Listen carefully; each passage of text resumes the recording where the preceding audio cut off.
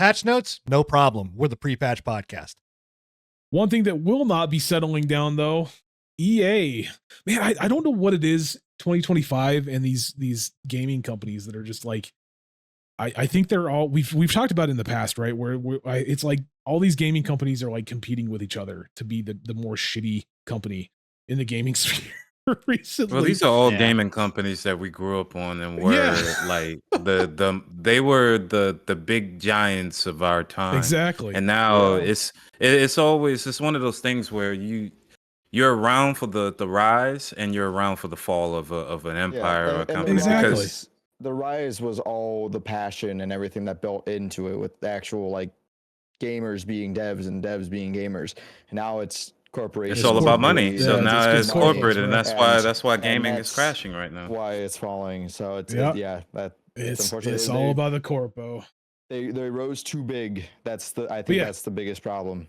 One good thing that has come of this, thing that has come of this from EA though, I don't know what you guys feel about this. Apparently they are shutting down the Origin app. That doesn't mean that they will not. Yeah, I was about to say that doesn't mean that they will not have their own launcher.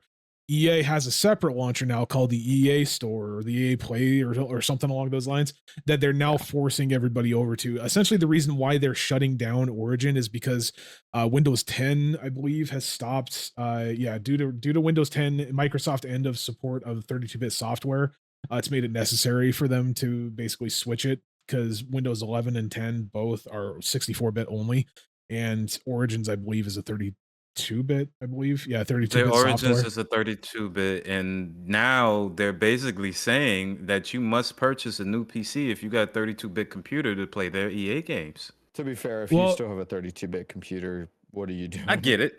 I get it, but still. I get you. Just saying. Yeah, I don't know about the EA app. It does say right there that the EA app is not compatible with older systems, which is insane to me. But at the same time, yeah, like Scruffy said, like if you're not on a 64-bit like operating system at this point, like you're literally on like Windows XP, man. Like fucking upgrade that shit, bro. I don't mean to laugh at your computer. I'm sorry. If you got 32-bit, you're probably looking at this podcast and we're skipping across the screen. I was on the bus. I was there. So I get it. But yeah, upgrade your PCs.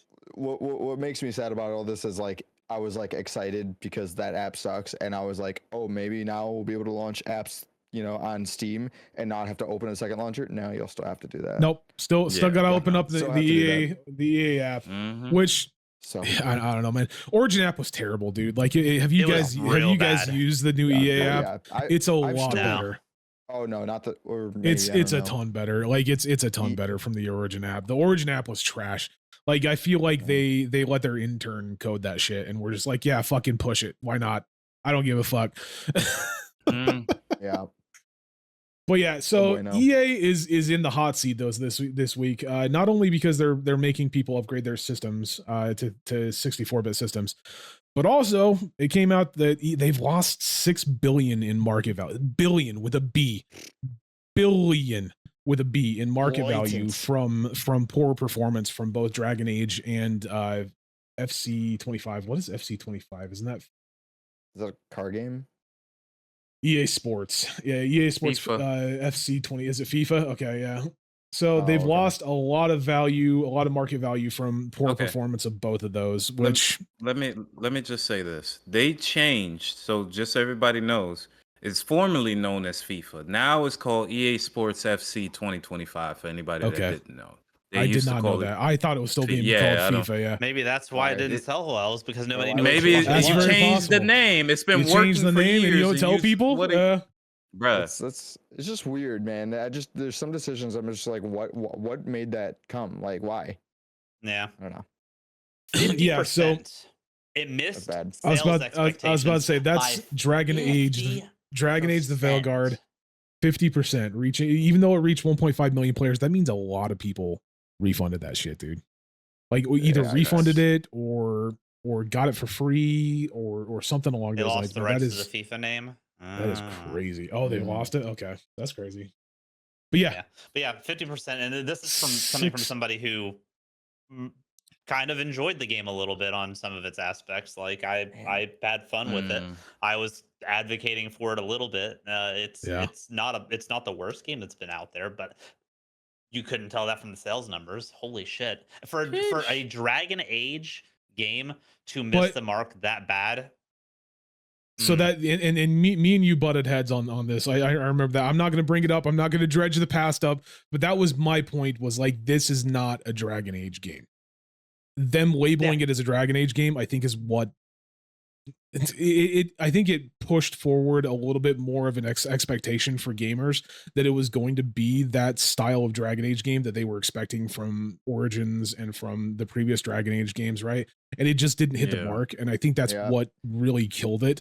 On top of the whole fiasco with a bunch of people, you know, all the grifters on YouTube, I think that has a lot to do with it. Like, a lot of people on YouTube really ripped on it, to a point that, like, I just think it got a really bad stigma to it. Seems like that's like more of the death nail than anything these days. It seems like more and more online criticism, like pre-game launch online criticism, seems to be hurting games a lot more than anything I'll else. have to 100% agree with you, because if you notice, ever since influencers and now everybody has a review and they reviewing things, EA has been getting hit.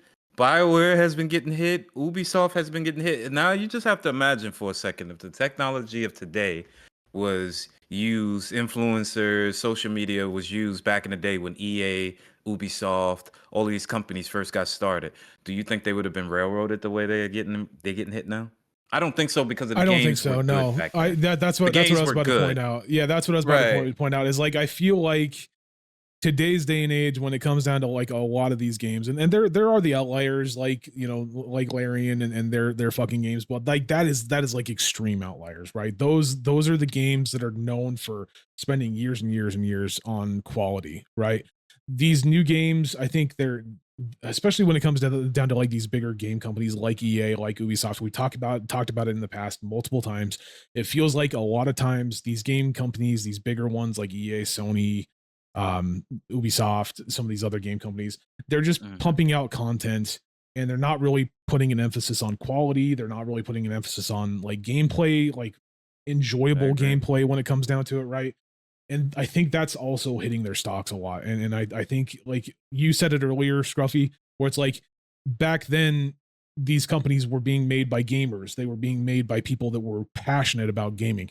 These days, it's all about the fucking stock prices. It's all about the stockholders. It's all about how much money we can make for our stockholders and for our CEOs. But as gamers, we kind of caused that problem, though. I'm just being honest. As gamers, we wanted to be now, because you have to think about it. For back in the day when we played games, it was just for leisure. It was to have fun. Now there's a competitive scene, and we wanted to be professional. You gave it the exposure you wanted it to, and now it's gotten to a point where it's about the money instead of the fun. Well, not just that as well, but like, we as gamers, we've talked about it again. We've talked about it in the past, where it's like the thirst for content for gaming these days is so strong, because people, you have people like these content creators that are literally pumping through a, you know, back in the day, a 15 to 20 hour game would have taken us months, right? These days, people are finishing it in like a day and a half, sometimes less than that, right? and then they're complaining, not only onto the next game, but then they're complaining about the fact that there's not enough content in the game that they just played. Well, you just blew through a 20-hour fucking campaign in one day. What do you fucking mean? What do you expect? Exactly. They do no side missions, just rush straight to the games. And then not enjoying shit. They complain and they write a bad review, and then the game exactly. tanks, and then you know, rinse and repeat. It's like and then if they are a serious influencer, let's say you just let's say, for instance, let's use me as an example, and then we can move on if you want. But use me as an example. I have a vendetta against Ubisoft, right?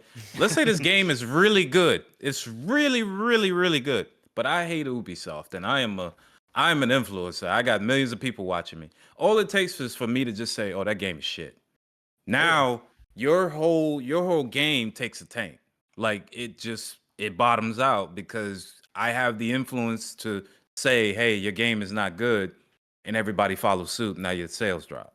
But Ubisoft, you're not lying. I do think. Well, I'm not. But there's some truth in that, though. I think a lot of, like, not not a lot of games, but I do think there have been a few games that have been like targeted on one aspect that has been like hyper fixated on when everything around it has been like at least passable or even good in some cases. Right. Well, you and look I at do you think look at recent us- releases like Veilguard, like Hogwarts Legacy, right? Those two games were targeted very heavily for Justice things. League. Justice League. yeah. Yeah, I Yeah, mean, I mean- I don't know, man. I think Justice League was, deserved it. I'm just saying, Oh, like, he said, I But think yeah. he deserved it. big games, man. But yeah, no, I do I think- I completely agree with you, Bill. Yeah. Yeah, I think we've become a little bit jaded as gamers too. I think We have. I in our age, hate to yes. bring it up, and if Sin was here, he would bring it up. Gamers, a lot of them don't like video games anymore, and True. they enjoy shitting on games more than they actually enjoy playing them these days. Yeah. Whether Fair that is enough. because the product has quality has gone down to the point where that is the reality of things, or whether our expectations have just gotten to the point where it's not like sustainable for a lot of game developers. I know the What- indie market doesn't get that kind of hate, and maybe it is because there's more passion in those projects, but Bro, I played $10 and $5 games that were more enjoyable than a AAA title for $60, $70. Oh yeah, 100%. I have played indie titles that have given me days, months of fun compared to the one dopamine hit I get from, oh look, there's sweat dropping down his face. Oh my God, this game is great. Like I don't know. It's just with me these- though. it's like- yeah.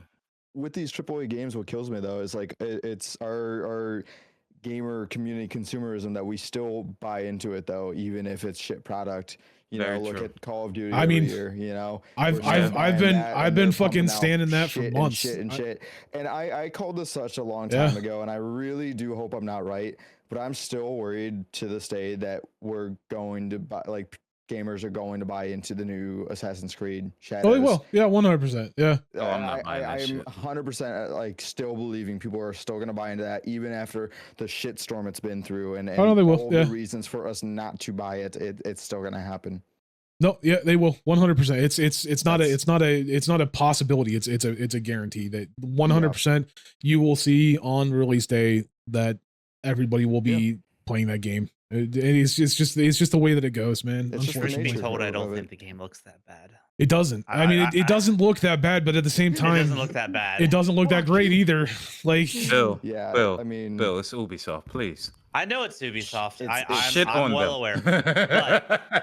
For the They're quality of the showing products them- they've been releasing recently, yes, like putting controversy, putting all of the like meta bullshit aside, the Okay. game does not look as It doesn't bad look as bad. what Star Wars Outlaws I'll did. wait or until it comes out.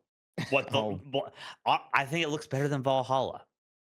Personally, Mm. I think this is I don't know more about of that. an I think it Odyssey looks the level- exact same as Valhalla personally, but Yeah, I mean, I thi- all the games look the same, Bill. That's the biggest problem, yeah. For Assassin's Creed, just my opinion, it's the same shit. they're all reskins to me. They Uh, all ever are, since- and I ever promise since I you, think, you what could was probably it, look like, at For Honor, and some of those Odyssey or skins came from Origin there. or one of those. They all just started to rinse and repeat those games, but you know, I don't know. Yeah, all right. we'll Well, see when it comes out. yeah, Yeah, we'll we'll see. see. That's We'll what- that's we'll why I'll definitely. Well, I'm sure we'll have a lovely I ain't conversation when it picking comes this out. one up day one like I did Dragon Age. Yeah. You said you're not, right? So They're so not. who's gonna be the test dummy for You for are the you podcast? volunteered, bro. There you go. I have a loathing, seething hate for this company. I can't do. They haven't You know But what? until- dropped you yet, have they? For the podcast. For the podcast. I'll do- Until they give you a game for Oh, free, and yeah. then you'll be. You're gonna give us an excuse. It's for the podcast. That's what Sin always gives us for the too. podcast. It's for the podcast, bro. I spent $150 for the podcast, bro. It's No, fine. no. I ain't It was a nah. $90 horse, but I had to buy it for the It's not, podcast. I had to buy it for the podcast content, bro. It's not Okay. content. All right. Oh goodness. So speaking of Veilguard, again, like I said, EA is going to be like a lot. We're going to be talking about them quite a bit here towards the start. Dragon Age, the Veilguard, it does appear that they might be sunsetting it. This isn't confirmed. This is just the patch notes. People were kind of looking at the patch notes. There was a certain aspect of the patch notes that was stated. I think it's right here.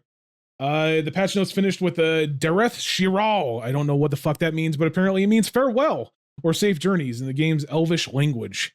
And it's really Yeah, it's really sounding like this might be like the sunset for updates. Granted, again, that's Doom saying we don't know for sure. I mean they could come out tomorrow and be like, hey, we're bringing out an entirely new DLC. We don't know, but with what we're going to talk about, the game wasn't going to get DLC. Yeah. Okay. So then, yeah, we don't really have all that much of a hope then. But with what we're going to talk about next as well, it's kind of winding down to that point where I'm just like, yeah, I could see this being the last update, or at least the update that they go to something more of a skeleton crew where it's just like they're working on bug fixes and then that's it, right? Like, what do you guys think about this? It's not a live service game, so it was supposed to be. It was supposed to be. Yes, yeah, but it's not anymore. And so all that really there is to do now is just bug fixes and like you said, just general little skeleton crew patches. So can I ask a question? Would you consider Baldur's Gate a live service game? No. Okay. Because they're not charging for anything. Baldur's Gate, it is an outlier, and I'm not trying to compare. We don't do compare. Yes, we do. We compare. What are you talking about? We compare. We compare a little bit. We compare a little bit. Listen. I know Baldur's Gate isn't everybody's cup of tea, but they still updating this game. It's crazy. This is his final update, and it just dropped recently. Literally just really dropped like 3 months ago. Yeah. Are you skipping the news? I think we had that in here. It's next. Yeah. It's well no, it's not next. But yeah, no, this is all I gotta say is literally 3 months and they're already it already appears like they're winding down. And then the next story that we're gonna be talking about kind of again explains it away is like Bioware veterans have confirmed at this point that they were laid off from EA, including senior Dragon Age and Mass Effect devs, which is crazy. And this is coming from PC Gamer. Can I say something? This was Tony's. Yeah, go ahead, buddy. So my problem about this is your senior devs. Yeah. The people who built your company, basically, and you fire them? What is wrong with you? Well, to be fair, Bioware senior devs aren't the same Bioware. Yeah, I was about to say. So senior. I thought we were dev, talking about the senior was from so our senior. day. Okay. Senior dev does not mean like the most. I mean, it does. It does mean like the highest level, but this doesn't necessarily mean the people that have been there the longest. This just means senior dev just means that they have the skill set to be a senior dev, right? That doesn't necessarily mean that they're senior in the company. I do agree with you 100%. I do agree with you that it's crazy that they've laid off senior devs instead of moving them to other projects, which is a whole nother conversation that we can have if you want to, because that ties in with the Ubisoft shit that we were just talking about when it comes down to like quality. The quality of games these days is so poor.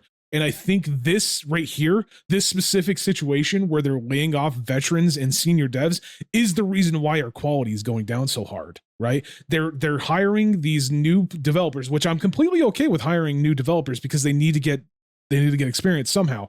But when you're laying off your senior devs and just sending them off into the wind, that's your quality going out the window. That's your people that know what the fuck they're doing going out the window at that point. Yeah, especially if they're hiring a big thing is too, they're bringing all these new people into an existing IP. I think that's a big problem too. Like you're just cycling through all of the older people who are on this and bringing in all these new faces, and that's where you take an IP and it's going down the line and it's just getting further and further and further away from what it once was, Mm-hmm. Well, and I think that is a big situation of why Dragon Age is like Veilguard is like it is right now, is because again, even prior to them releasing, all the original game devs pretty much from the original Dragon Age were not present. Like they were not working on this game. Writer or somebody they hired Trick Weeks served as the writer on all the games and expansions from the original Mass Effect trilogy, as well as Dragon Age Origins and Inquisition before becoming the lead writer on Dragon Age: The Veil, while Karen Weeks served as the editor on Mass Effect 2, 3, and Andromeda, Dragon Age Origins, DA2 and Inquisition, Anthem, and Star Wars: The Old Republic, and they all were let go. Wow. Yeah. Okay, so there is some of the old team left. Yeah. Well, at least there's a little bit. Those are games we grew up on, like Dragon Age Origins, all of the Mass Effect games, Star Wars: The Old Republic. These are games that we all grew up on, and they let the lead writer and the editor go, as well as there's a couple of other names on this sheet. You got Ryan Cormier, Jennifer. yeah. These are all people who've Daniel showed, Steed is crazy. Bro, that's crazy. like, I don't understand. The Star Wars of the Old Republic, Legacy of the Sin, and Dragon Age, like that's he's a big name. And if he's going, that's crazy, man. I don't know. I don't know, bro.